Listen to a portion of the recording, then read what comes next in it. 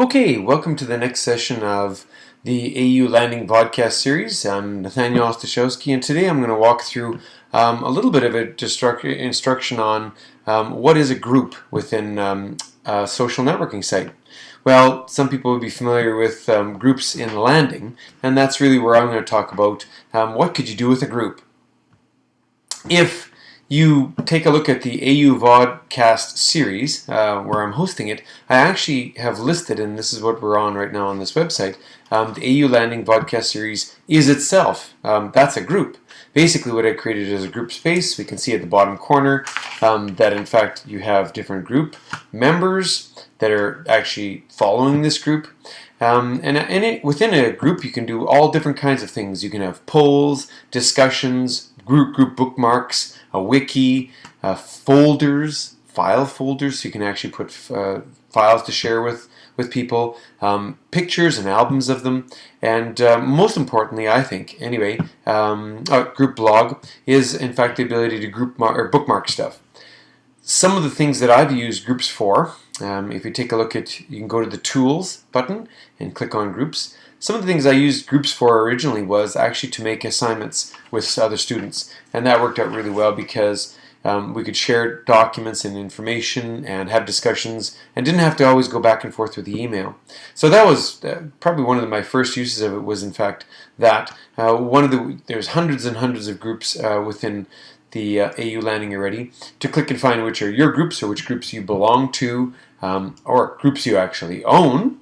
In my case, I have several of them. Some of them meaning that I'm the owner in terms of that kind of space for myself. Now I've got a couple private ones where only I see them and I collect things, and simply it's an online collection tool. That's the most simplest version of a group that I use, is a group for myself. A private group, I have a whole list of stuff. I could always add people and let people collaborate with me, but right now I'm using it for a collection of simply just hanging on to my material for when I have access to it. Another use of groups is actually council groups. OGSA Council, the OGSA Council uses or makes use of a couple of different spaces, one for the council, one for the executive, simply to be able to share and again track, as opposed to having hundreds of emails come into your email account every week. I've used it for assignments. I had a capstone activities. I've had activities where I started and simply had the group as almost like a portfolio of what I accomplished during a course.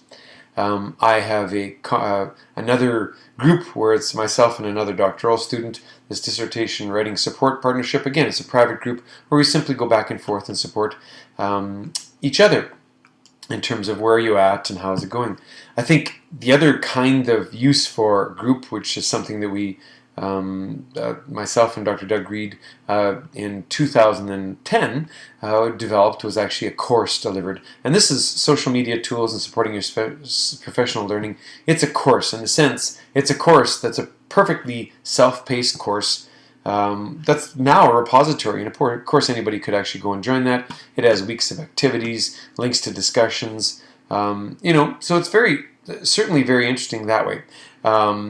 Anyway, lots of different potential uses for groups, both personally as well as professionally, and make use of a group. It's one of the best kinds of tools that you can find within the AU Landing. I hope this helps, and next time we'll deal with another tool.